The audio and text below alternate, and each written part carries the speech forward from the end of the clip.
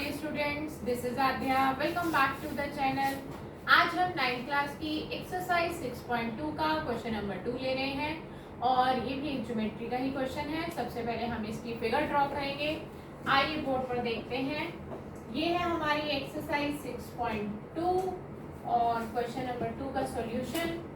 सबसे पहले मैंने आपको बोला था कि जब भी ज्योमेट्री का क्वेश्चन हम फेस करेंगे, हम सबसे पहले एक फिगर ड्रॉ करेंगे जो कि क्वेश्चन में हमें दी होगी, और नहीं दे रखी तो ट्राई करेंगे कि जैसे जैसे दिया है वैसे वैसे हम बनाने की कोशिश करेंगे। ये फिगर है, फिगर बहुत जल्दी से बनानी है आपको। अब मैं इसकी लेबलिंग पर आ गई हूँ।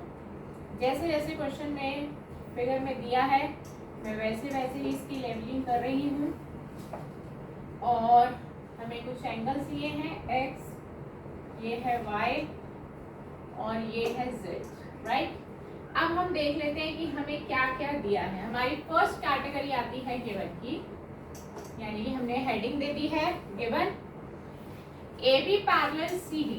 हमें क्वेश्चन में दे रखा है कि AB और CD पैरेलल हैं और साथ ही हमें ये दे रखा है कि CD पैरेलल है EF की, ठीक। और तीसरी बात, जो तीसरी इंफॉर्मेशन हमें गिवन है वो है y/z is equal to 3:7 ratio दी हुई है।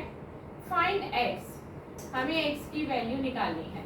तो 2 फाइंड में हमने x लिख दिया है। अब हम इसके सॉल्यूशन पर जाते हैं कि इसका सॉल्यूशन क्या है। देखिए ध्यान से, अगली हमारी जो हेडिंग है वो रहेगी सॉल्यूशन, राइट। सबसे पहला काम हमें क्या करना है, हमें जो रेशियो दी है y/z इज इक्वल टू 3:7, हम इसको कुछ वेरिएबल लेकर कंसीडर कर लेते हैं। लाइक हम ले लेते हैं let y is equal to 3 a। हमें जो लेटर यहाँ पे जो वेरिएबल यूज करना है वो पहले से यहाँ मौजूद ना हो, इस बात की आपको श्योरिटी रहनी चाहिए। और let z is equal to 7a। हमने जो नंबर्स हैं वो रेशियो वाले लिए हैं और हमने वेरिएबल अपने आप खुद से कंसीडर किया है। वेरिएबल आप कुछ भी कंसीडर कर सकते हैं, बट आपको बस एक बात याद रखनी है, जो वेरिएबल आप यूज करेंगे वो पहले से फिगर में या क्वेश्चन में मौजूद ना हो, ठीक है। अब बात आती है हमारे यहाँ पर मेन कॉन्सेप्ट की। हमने एक बेसिक पॉइंट सीखा था इस चैप्टर का, lines which are parallel to the same line are parallel to each other. मान लीजिए कोई दो लाइन्स हैं और वो दोनों की दोनों तीसरी लाइन के पैरेलल हैं, तो वो आपस में भी पैरेलल हो जाएंगी। ये है हमारा कॉन्सेप्ट और यही कॉन्सेप्ट हमारे इस क्वेश्चन में यूज होने वाला है। देखिए बात यहाँ पर हो रही है क्या, AB parallel CD, this is given, इसको नंबर 3 दे देते हैं हम। एंड CD पैरेलल EF, ये भी गिवन है, इसको नंबर 4 दे देते हैं, ये भी गिवन है, ठीक है। अब आप क्या देखते हैं, AB एंड EF लाइंस, आपको जो मैं हाईलाइट कर रही हूँ AB और EF lines which are parallel to the same line, ये दोनों की दोनों CD के पैरेलल हैं। AB भी CD के पैरेलल है और EF भी CD के पैरेलल है। Then they are parallel to each other, तो ये आपस में भी पैरेलल रहेंगी। तो हम यहाँ पे लिखेंगे फ्रॉम 3 and 4।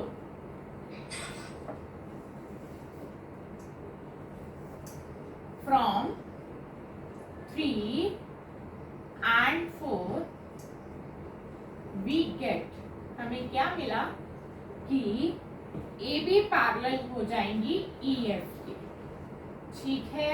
इसको नंबर 5 दे दीजिए और आप इसके लिए लिख भी सकते हैं as lines which are parallel to the same line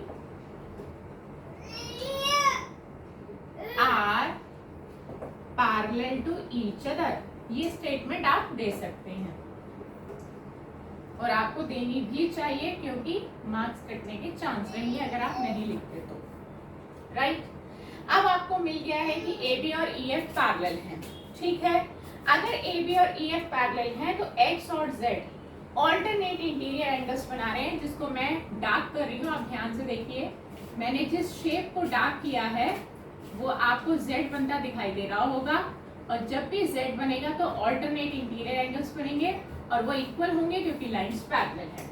तो हम यहाँ पर लिख देंगे कि x is equal to Z है, और क्यों है आप लिखेंगे alternate interior angles are equal.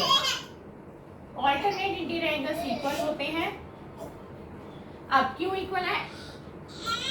Because AB parallel EF, क्योंकि AB और EF पैरेलल है। और ये आया कहां से AB parallel EF? From fifth equation. ठीक है, आपने ये पूरा यहाँ पर लिख दिया है। ये फिफ्थ इक्वेशन से हमें मिला है कि AB पैरेलल है EF के। x is equal to Z है, Z की वैल्यू है 7a, तो आप x की जगह रिप्लेस कर देंगे 7a, सॉरी Z की जगह आप रिप्लेस कर देंगे 7a, क्योंकि Z और 7a इक्वल है। ये आपने सेकेंड इक्वेशन में दिखा दिया था। तो आप यहाँ लिख देंगे फ्रॉम सेकेंड इक्वेशन, राइट। अब आप देखिए y आपका है 3a, ठीक है। आप यहाँ पर y भी लिख सकते हैं या हम बाद में लिख लेंगे। आप सबसे पहले ये देखिए x और y ये दोनों इस ट्रांसवर्सल के एक ही तरफ हैं, दोनों इंटीरियर एंगल हैं, और ये दोनों के दोनों को इंटीरियर एंगल्स बना रहे हैं, क्योंकि AB पैरेलल है CD के। हमने थर्ड इक्वेशन में दिखाया कि AB पैरेलल है CD के, तो x और y हमारे को इंटीरियर एंगल्स होंगे, और को इंटीरियर एंगल्स का सम 180 होता है। ठीक है, तो आप लिखेंगे को इंटीरियर एंगल्स आर सप्लीमेंट्री। ये आपके सप्लीमेंट्री एंगल्स होते हैं। और ये सप्लीमेंट्री क्यों बने, को इंटीरियर एंगल्स क्यों बने? क्योंकि थर्ड इक्वेशन में दिखाया था AB पैरेलल है CD के, फ्रॉम थर्ड इक्वेशन, राइट। अब आपके पास x है 7a, अभी जस्ट आपने ऊपर दिखाया है कि x 7a है, और y आपका 3a आपने फर्स्ट इक्वेशन से लिया है। तो आप यहाँ लिख सकते हैं from first equation, right. 7a और 3a को आप ऐड कर दीजिए, ये आ जाएगा आपका 10a। 10a आ गया, a की वैल्यू यहाँ से निकाल लीजिए, a की वैल्यू आ गई आपकी 18, राइट। अब क्वेश्चन में आपसे पूछा है कि x चाहिए, x की वैल्यू चाहिए। x आपका है 7a, तो आप x को लिखेंगे 7a, और a आपको मिल चुका है 7 इंटू 18 कर देंगे। एक नंबर और एक वेरिएबल के बीच में जब कोई साइन नहीं होता तो वहां पर मल्टीप्लाई होता है, और इनका आप प्रोडक्ट कर देंगे। 7 8 जा 56 का कैरी ओवर 5, 7 1 जा 7 प्लस 5 12। तो आपकी जो वैल्यू है x इज इक्वल टू 126 आ गई। आपसे x की ही वैल्यू पूछी गई थी। तो इस तरह से हमने क्वेश्चन को किया है। ज्योमेट्री का ये क्वेश्चन है, थोड़ा सा लेंथी है, बट हमने कॉन्सेप्ट यहाँ पर एक नया सीखा कि अगर कोई दो लाइंस हैं और वो तीसरी लाइन के पैरेलल हैं, सेम लाइन के पैरेलल हैं, तो उनका जो आपस में रिलेशनशिप बनेगा वो भी पैरेलल का ही बनेगा। इसी कॉन्सेप्ट पर बेस्ड था ये क्वेश्चन, जो कि हमने आज कंप्लीट कर लिया है।